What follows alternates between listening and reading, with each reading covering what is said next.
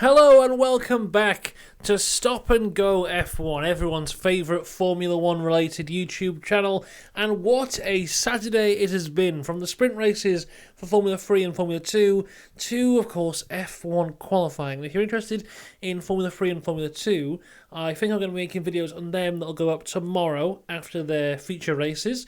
But right now we're here to talk about qualifying, and what a qualifying it was. Very exciting first qualifying of the day. Let's start by talking about one Lance Stroll, because he seems to be the guy that everyone wants to talk about all the time right now, and it's been another crazy 24 hours for Lance Stroll, because 24 hours ago we were just finishing up on FP2, where we saw his full-on return to the car in the evening session, and he couldn't turn the wheel round properly.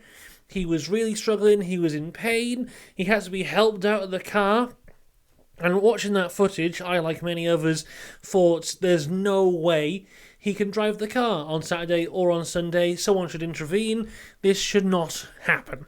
But FP3 came round, he looked a lot better, and then in qualifying he looked good too. So maybe I was wrong, and maybe everything is fine in the world of Lance Stroll. Let's go through qualifying now, starting with Q1. And let's talk about my hero of Q1, which is Logan Sargeant. Unfortunately, he went out. He was 16th in the end for Logan Sargeant, but very, very, very unlucky. Ended up doing the exact same time as Lando Norris in the McLaren, but did it after Lando did.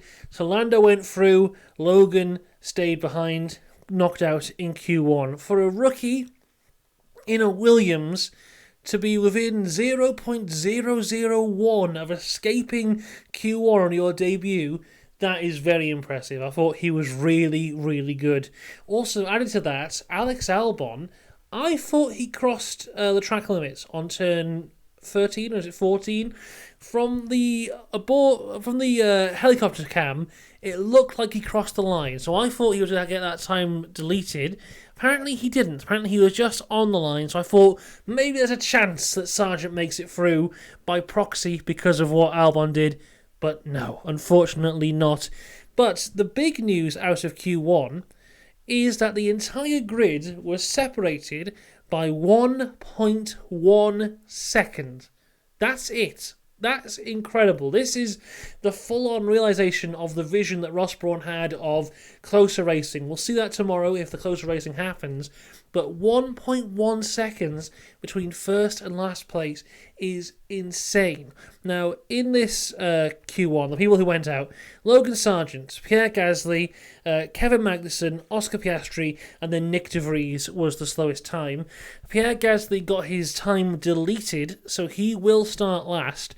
And I saw someone put on Twitter, the gap from Verstappen to Piastri, if this had been qualifying last year, Piastri would have been 5th. But his time this year was 19th. That shows just how close everyone is at the minute. It's fantastic to see. So, unfortunate for those guys, especially Logan Sargeant. I thought he did such a good job.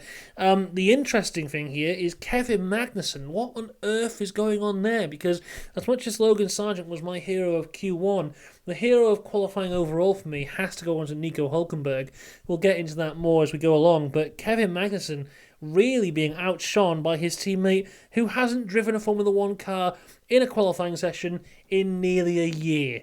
So something is going on there. Not a good Q1 for the rookies. All 3 rookies going out. And Gasly in the new team as well, not doing great either. Going into Q2, Nico Hülkenberg looked really strong, looked really good. Alexander Albon, though, was the opposite of this. He was all over the place, just massive oversteer, track limits, just cut a corner at one point. Apparently there was damage to the front wing. I didn't see that at the time, but that's what Ted was reporting on later on. So it ended up with Albon not setting a time.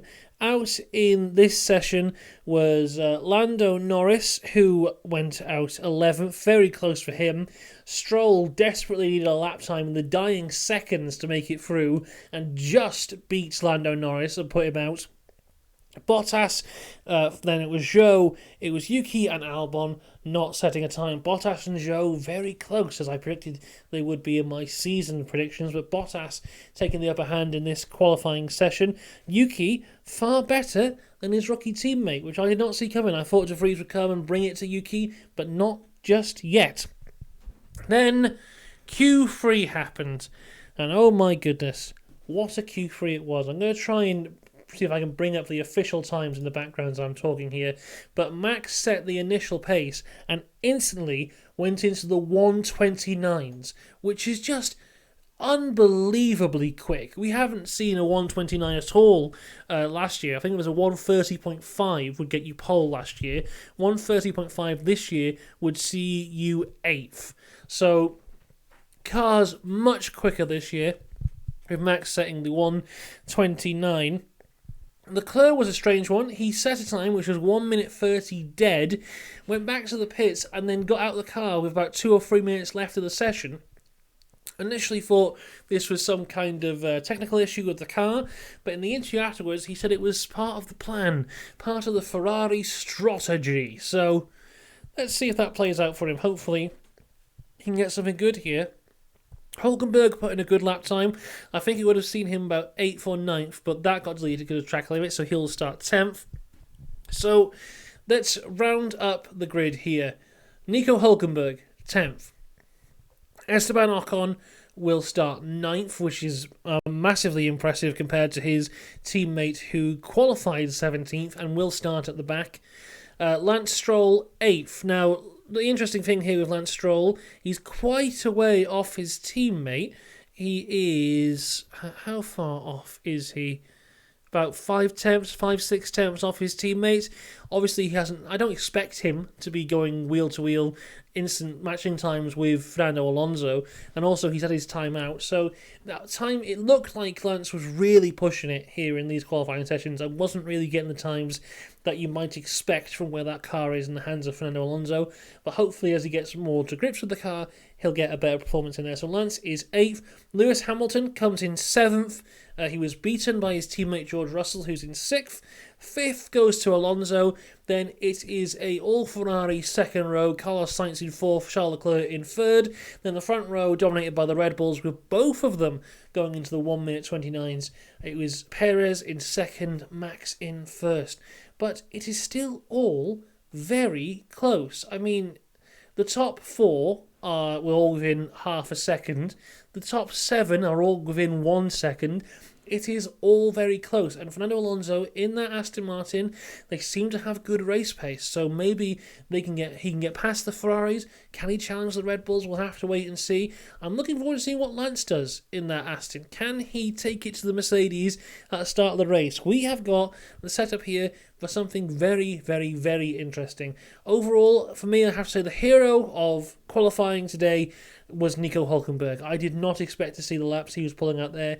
In FP2 yesterday, he just pulled a lap out of nowhere. It was very quick, and I just thought that maybe Haas were kind of putting the engine up a little bit more, but it seems that Haas have got a good car underneath them in the hands of Nico Hulkenberg. So let's see what he can do tomorrow. Let's see if Kevin Magnussen can match him. But yeah, all looking very good, all looking very close, all looking very exciting for the start of the season. Max Verstappen has pole position for the race tomorrow. I'll be back up here tomorrow to discuss all things Formula 1 in terms of the race, what happens, and hopefully it's a good one. So make sure you subscribe. I'll see you tomorrow. Have a good evening, and goodbye.